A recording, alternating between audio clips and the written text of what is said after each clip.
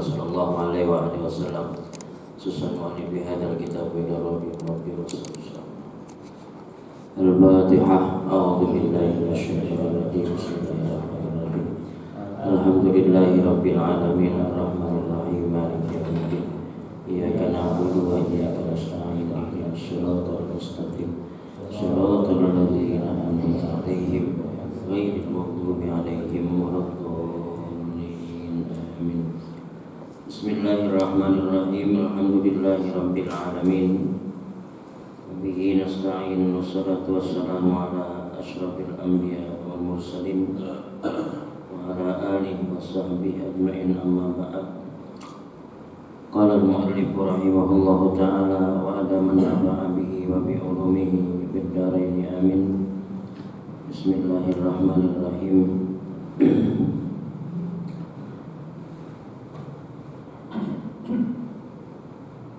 Al-Khamis, hadis yang kelima dari bab sidq. Malam ini selesai bab sidq.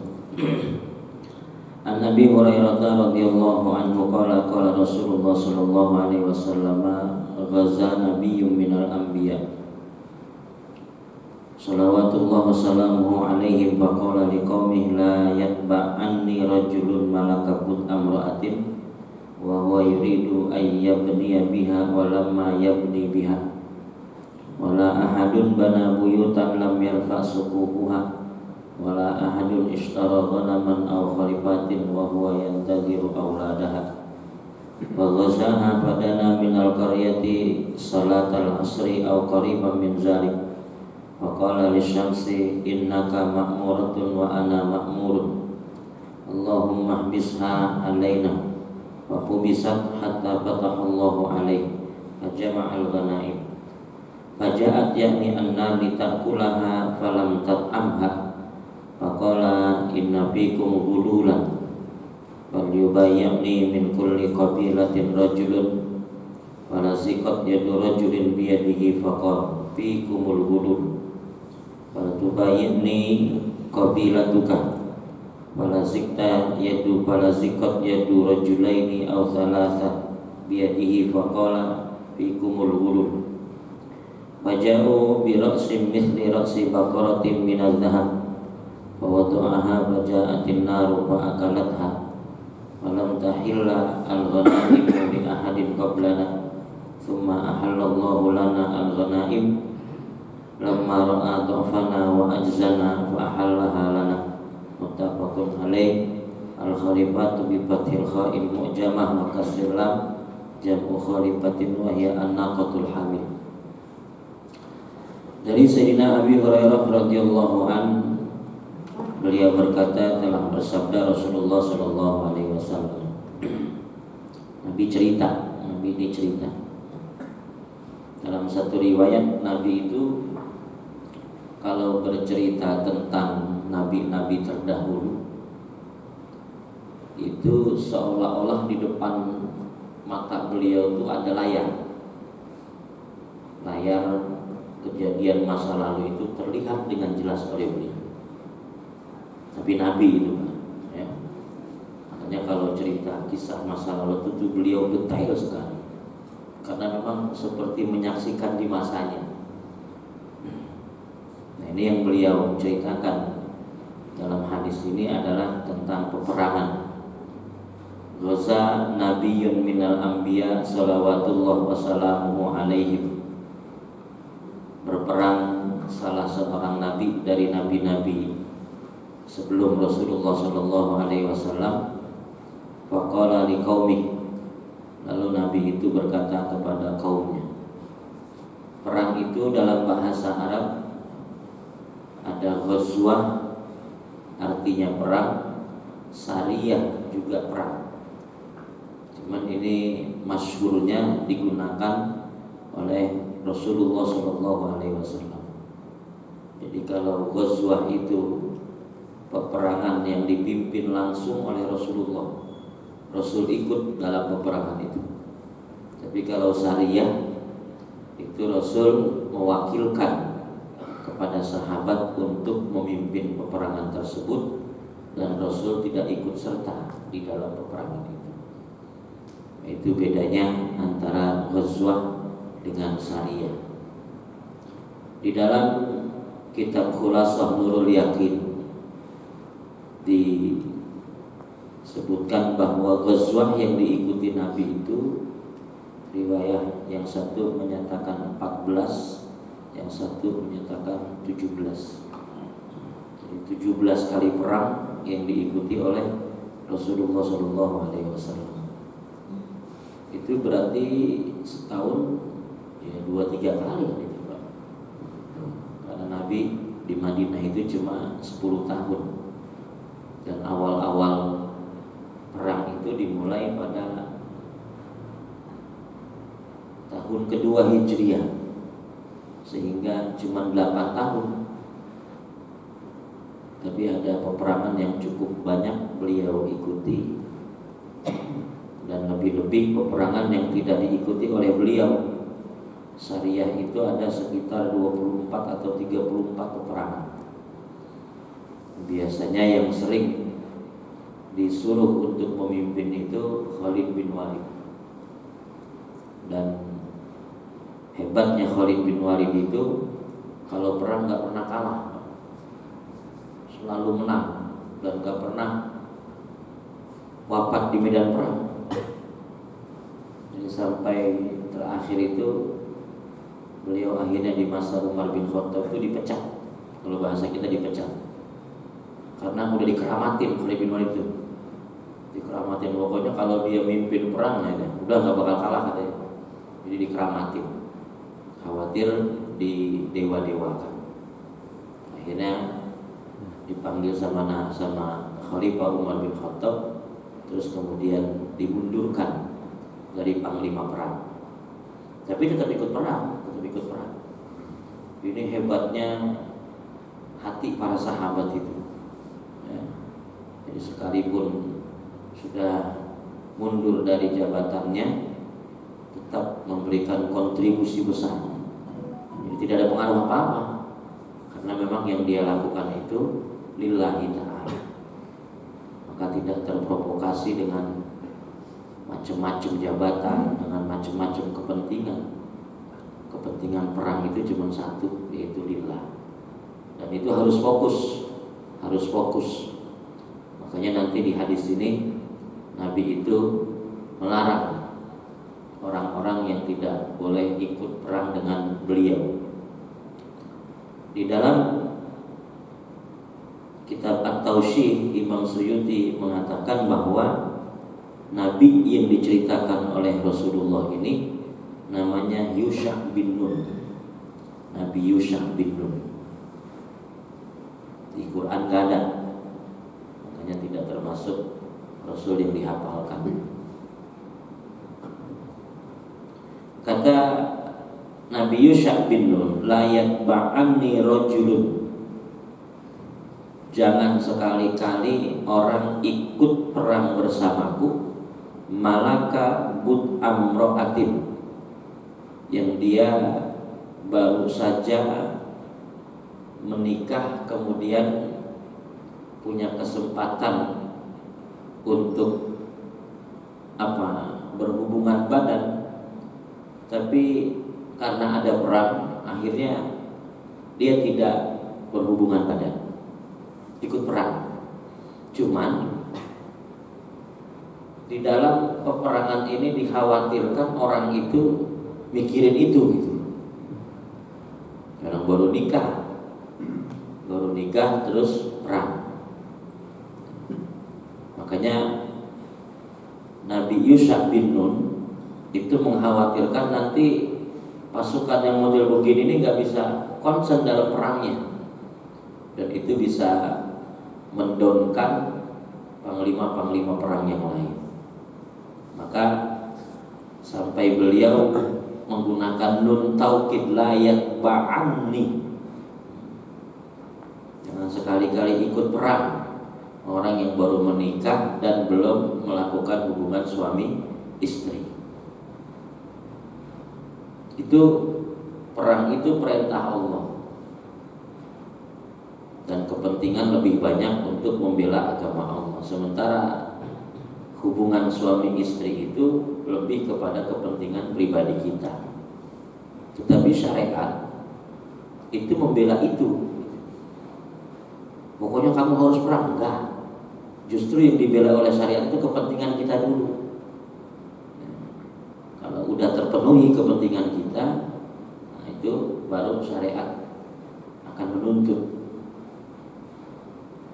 Itu yang pertama, yang tidak boleh ikut berperang bersama Nabi Yusha bin Nun.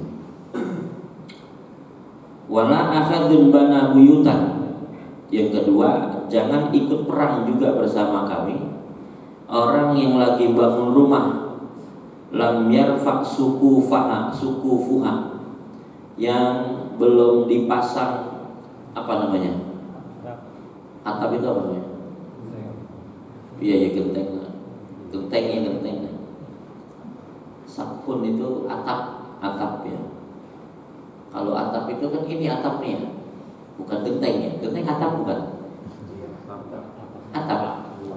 Kalau ini atap apa? Plafon sama atap lain. Berarti mungkin orang Arab mungkin dulu emang rumahnya dari batu ya. Ya nggak punya plafon, dia nggak ada plafon. Karena orang Arab itu kan kalau punya mobil, hampir semua punya mobil, tapi belum tentu punya rumah. Makanya banyak di antara mereka itu yang tinggal di apartemen. Karena buat bangun rumah itu luar biasa biaya yang dibutuhkan. Karena harus nyewa alat berat untuk, ya itu kan gunung batu semua. Makanya di Mekah itu jarang rumah, tapi banyak apartemen. Nggak seperti kita. Kalau kita enak betul itu bangun rumah, enak betul. Kalau orang Arab luar biasa susahnya Pak bangun rumah itu. Ya. Makanya hampir kata orang-orang mukimin itu di Arab itu hampir semuanya punya mobil, tapi belum tentu punya rumah. Nah kalau di Indonesia kan rumah dulu baru mobil gitu, berbalik. Memang geografisnya berbeda. Ya. Dan saya beberapa kali melihat tabrakan di Arab itu lucu, tabrakan di Arab itu. Ya. Asal tabrakan juga apa dari depan, apa dari belakang itu turun Pak dua-duanya tuh. Lihat sebentar, dikecup palanya, udah pada pergi. Kagak yang rapi kayak kita itu. Ya. Karena memang buat mereka mungkin karena negara kaya, ya buat mereka nggak ada artinya mobil-mobil begitu. Di kita bisa jadi mobil mewah GMC. Nah itu di Arab buat taksi Pak, kalau haji itu GMC itu mobil-mobil mewah itu. Di kita mah diperluin buat mobil itu tuh. Cuma di sana nggak ada. Sampai sekarang mungkin itu BBM itu masih murah betul di Arab. Dulu saya tahun 2009 haji itu BBM cuma sereal. Sekarang masih gitu. Sereal itu seliter. Iya. Ya karena memang banyak betul dia punya minyak itu. Sereal dulu tahun 2009 itu masih 2.500 Pak. 2.500. Di kita itu udah berapa? 8,5 waktu itu. Jadi kursnya itu kuat betul real itu. Ya. Nah yang lemah itu mata uang kita. Dia mah dari dulu segitu-gitu aja. Cuman karena mata uang kita naik, akhirnya jadi kelihatan mahal gitu. Yang tadinya 1 real itu 2.500, sekarang jadi 4.000. Lumayan kenaikannya. Nah orang yang bangun rumah terus belum ada atapnya itu nggak boleh perang. Nabi Yusha bin Nun itu nggak boleh ikut perang. Sebab dia mesti nanti ketika perang itu mikirin rumahnya, karena belum ada atapnya. Wala ahadun ishtara ghanaman. Yang ketiga yang tidak boleh ikut perang adalah orang yang baru beli kambing betina, al khalifatin, atau unta betina yang lagi hamil. Kambing betina yang hamil atau dia beli onta betina yang hamil. Karena di Arab itu sapi itu nggak ada ya Pak di Arab. Benar kayak sapi di Arab nggak ada ya. Biarpun di Al-Quran itu ada sapi itu bakor itu, tapi saya haji itu belum pernah nemuin sapi. Paling yang ada itu kambing sama onta itu, kambing sama onta. Makanya dalam hadis ini yang disebut pun hanya kambing dan onta.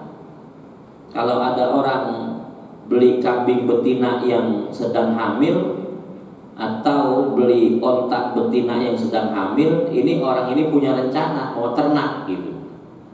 Sehingga orang ini mengharapkan kelahiran dari kambing atau ontanya itu. Nah, yang begitu itu jangan ikut perang katanya. Ntar mikirin kambingnya baik teman berperang ya. Artinya bahwa Nabi Yusha bin Nun itu ingin pasukan-pasukan perangnya itu betul-betul fokus untuk perang. Tidak ada pikiran yang lain kecuali perang. Nanti kalau umat Nabi masih agak bagus, nabinya percaya sama umatnya itu, ya sekalipun baru nikah ikut perang karena ngotot, ya diizinkan sama Nabi. Sampai akhirnya kemudian menjadi syahid sebelum dia berhubungan badan dengan istrinya. Di zaman Nabi nanti ada sahabat begitu Pak. Tapi kalau di zaman Nabi Yusha bin Nun tidak boleh ikut perang. Jadi aturannya itu untuk umat Rasul itu nanti betul-betul istimewa. Betul-betul istimewa. Dan aturan kan memang mengalami perubahan-perubahan. Dulu orang sebelum tahun 75 mungkin, ketika berangkat haji itu masih menggunakan kapal air, itu banyak ibu-ibu yang memang nyeting itu pergi haji lagi hamil. Dihitung sama dia tuh. Jadi dari mulai bikinnya aja disetting Pak itu. Pak, ini malam ini kita bikin nih katanya. Biasa kita berangkat haji, mudah-mudahan 9 bulan di sana tuh anak kita brojol katanya. Maka banyak anak namanya multazam, ya, ada disebutkan al-maki segala macam. Tapi sekarang ditutup, pintu itu ditutup oleh pemerintah.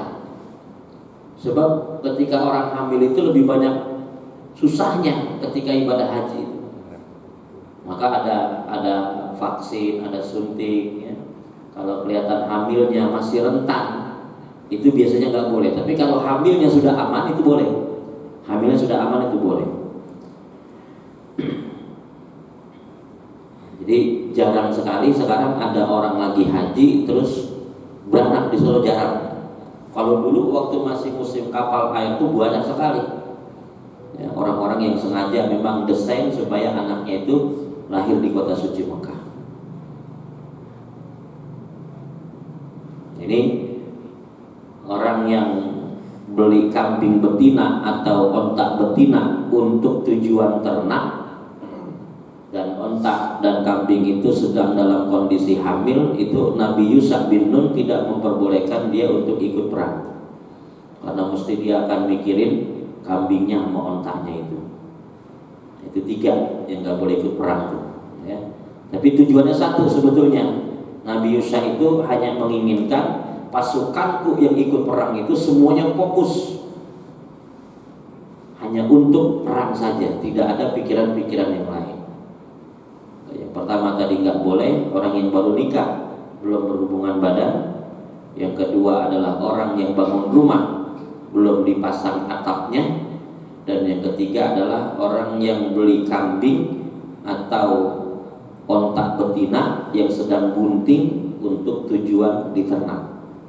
Itu 3 orang itu tidak diizinkan oleh Nabi Yusha bin Nun untuk mengikuti peperangan. Faghaza fadana minal qaryah. Maka Nabi Yusha dan Nun beserta pasukannya itu berangkat untuk melakukan peperangan. Fadana minal qaryah salat al-asr. Ketika mendekati desa atau wilayah musuhnya itu itu ternyata masuk waktu asar, au qariban min zalik, atau sebentar lagi masuk waktu asar. Ini itu otomatis waktu perang itu kan sempit berarti. Entah dari asar ke maghrib itu kan nggak lama. Nabi Yusha bin Nun itu kalau udah masuk waktu malam, itu prediksi beliau sulit kita buat menang di waktu malam. Maka bagaimanapun kita harus kejar sebelum maghrib ini, itu kita sudah mendapatkan kemenangan. Akhirnya dikeluarkan satu kelebihan yang mungkin hanya dikeluarkan pada saat-saat darurat. Nabi Yusha bin Nun mohon kepada Allah supaya matahari diberhentiin geraknya. Faqala lisyamsi, lalu Nabi Yusha bin Nun berkata kepada matahari, innaki ma'muratun, wahai matahari, engkau berjalan itu diperintah oleh Allah. Wa ana ma'murun, dan aku perang juga diperintah oleh Allah. Jadi sama-sama punya kewajiban karena diperintahkan oleh Allah Subhanahu wa taala. Maka kata Nabi Yusha bin Nun itu, Allahumma bisha alaina, ya Allah, tahan jalannya matahari itu agar supaya kami bisa mengalami membawa kemenangan sebelum tiba waktu malam. Akhirnya tahan, Pak. Lama tuh matahari situ, kagak jalan-jalan. Ini bagian dari mukjizat, Ya, kalau yang minta para nabi dan kepentingannya untuk dakwah agama Allah itu mesti diijabah. Ya, ada sesekali sebagai pelajaran juga nabi-nabi yang ketika doa itu nggak diijabah karena ada trouble di dalamnya, itu ada trouble. Contoh misalnya Nabi Musa alaihi salam itu pernah mengajak kaumnya itu untuk sholat istisqa karena lama nggak hujan. Karena Nabi Musa itu merasa dekat sekali dengan Allah, pede aja. Kalau habis sholat istisqa nanti akan turun hujan. Ternyata habis sholat istisqa nggak hujan, Pak. Ditungguin nggak hujan. Nabi Musa protes sama Allah. Ya Allah, saya kan nabi ini. Masa doa saya nggak diijabah katanya? Kata Allah, fikum namam. Musa, di dalam jamaah sholat istisqa itu ada namam. Ada orang yang suka mengadu domba, namimah. Kata Nabi Musa, ya sudah ya Allah, katanya, engkau kan maha tahu, tunjukkan ke saya orang yang namam itu. Kata Allah, kalau aku begitu berarti aku sama kayak dia, katanya. Maka lalu Allah berikan solusi, coba kamu cari seorang laki-laki namanya Barh. Ada yang baca Burh. Akhirnya dicari Nabi Musa tuh Barh. Ketemu. Kata Nabi Musa, anta Barh? Ya.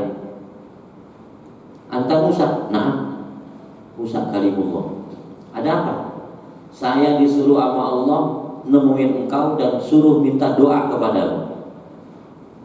Nabi suruh minta doa kepada umatnya. Barh itu. Akhirnya Barh juga dengan bedanya dan bahasanya, bahasa agak, ya kalau bahasa kita mungkin agak somong gitu, karena mungkin kedekatan dengan Allah itu sehingga itu seperti hal yang biasa. Kata Barh, ya Allah, emang kalau engkau turun hujan itu debit hujan akan berkurang yang ada di sisimu? Langsung turun hujan Pak tuh, gitu. Begitu doang ngomongnya dah, kagak pakai doa udah.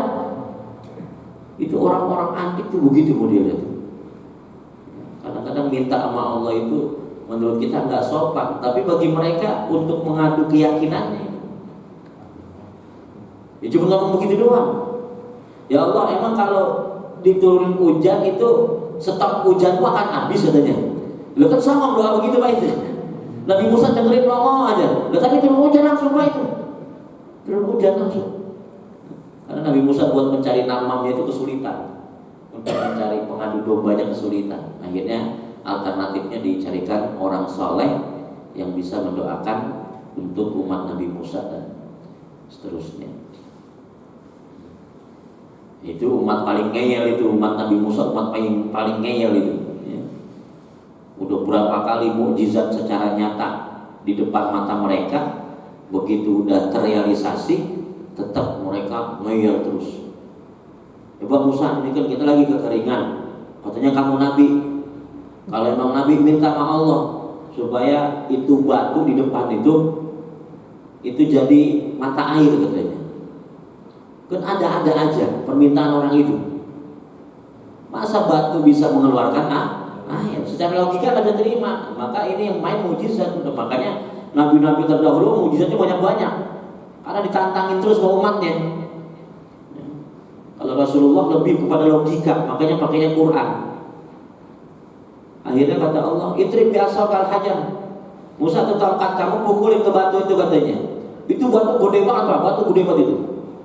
Idrib bi'asakal hajar fanfajarat min husnata asyrata aina qad alima kullu unasim masyrabahu. Tuh pukul tongkatmu tuh ke batu yang gede itu. Begitu dipukul langsung Pak bikin lubang 12 lubang. Nah 12 lubang itu, satu lubang itu untuk masing-masing kabilah. Jadi Nabi Musa itu punya umat, itu kabilahnya ada 12. Kabilah A di sini tempat airnya, kabilah B sini, kabilah C. Itu mukjizat di depan mata mereka itu. Tetap aja ngiyel. Makanya paling banyak cerita di Quran itu cerita Nabi Musa, paling banyak. Memang antik ya. Nabi Musa itu antik ya.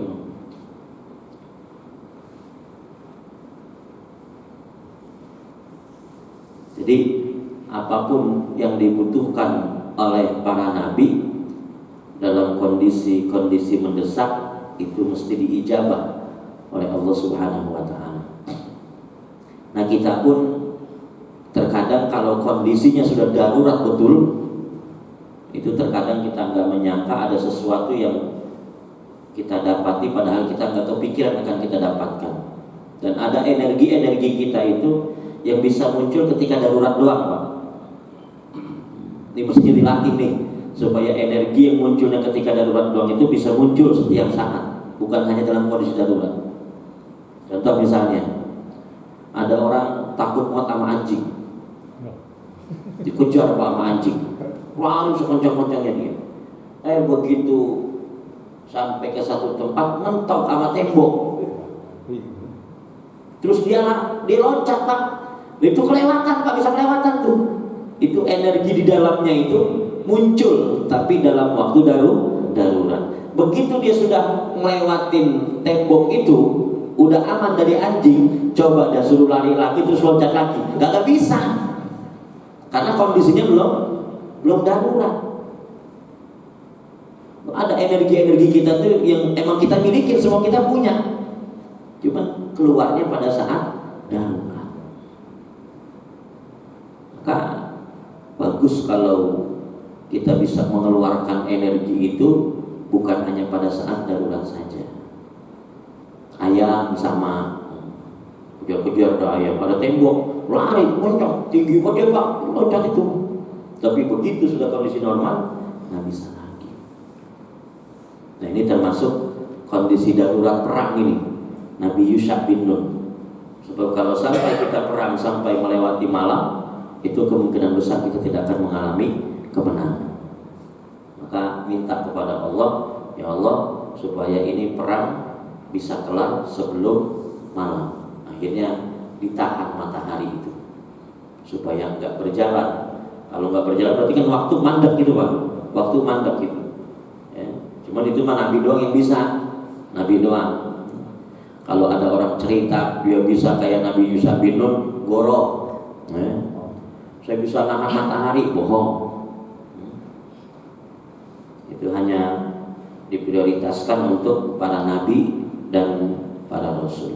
Dan orang-orang soleh pun mungkin dalam kondisi sangat-sangat darurat, bukan diobral-obral kayak tadi itu. Saya bisa berhenti matahari, ada.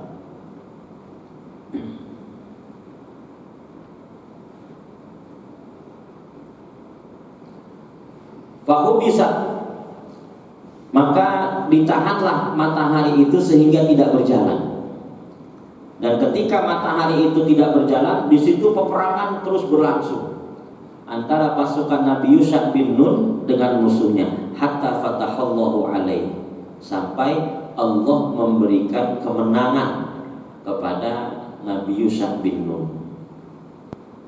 Lalu setelah menang, itu musuh yang pada kalang kabut lari itu semuanya dia tinggalin harta-hartanya.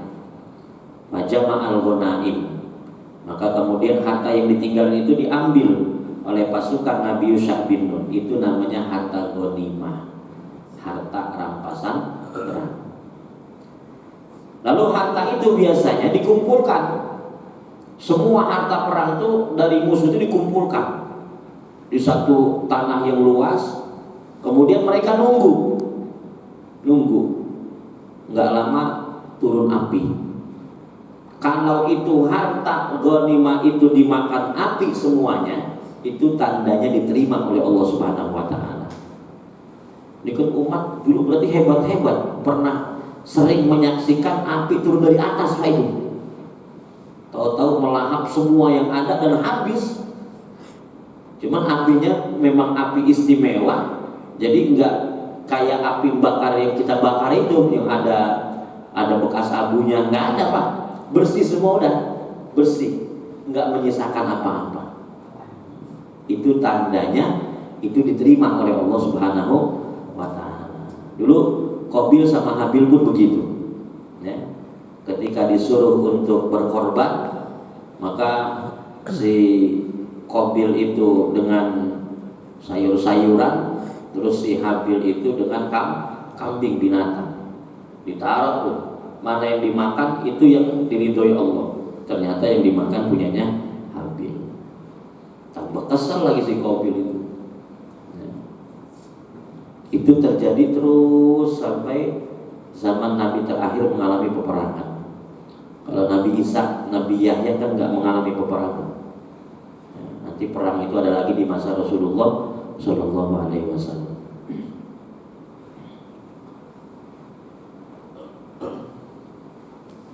Fajama'al ghanaim, kemudian dikumpulkanlah harta rampasan perang itu. Faja'at yakni annar, lalu datang api, liyak litakulaha, untuk memakannya.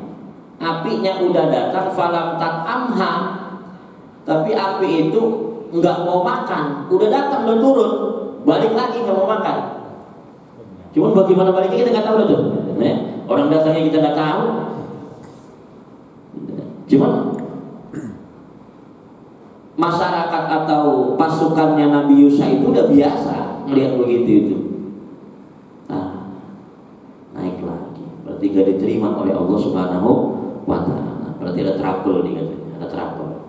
Ini ada masalah ini, kenapa nggak diterima? Kenapa nggak diterima?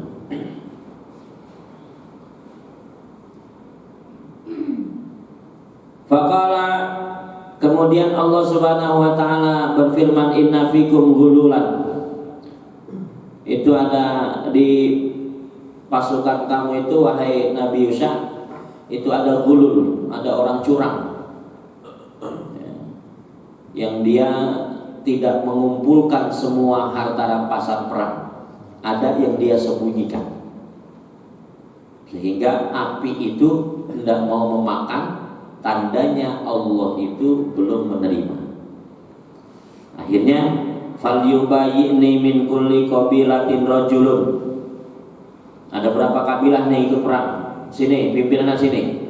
Ada 5 kabilah, misalnya sini 5 kabilah, pimpinan maju. Salaman katanya. Salaman. Pimpinan dari kelompok A salaman, kelompok B salaman. Pas di kelompok C itu lekat, Pak. Kagak bisa lepas itu. Enggak bisa lepas. Nah, kata Nabi Yusha, ini ada masalah di kelompokmu katanya. Coba kelompokmu panggil satu-satu. Salaman ke saya, salaman. Ada 2-3 orang yang ketika salaman dengan Nabi Yusha itu lengket, nggak bisa lepas. Sini diam katanya. Lengket lagi, sini diam. Nah, kata Nabi Yusha, nih masalahnya 3 orang ini. Coba tanya ada apa dengan dia katanya. Ditanya sama pimpinannya, kenapa? Ternyata dia ngumpetin emas segede kepala sapi. Loh, ngumpetinnya di mana ya? Ada akalnya itu. Ya. Jadi Nabi itu punya keistimewaan yang nggak dimiliki sama yang lain. Orang cuma salaman doang bisa nempel gitu. Kayak ada lemnya lekat buat gitu. Itu sebagai alamat bahwa di orang ini ada trouble, ada masalah. Cuman jangan ditiru kita begitu. Nah kita niru lah, gak ada apa-apa kita mau. Ya.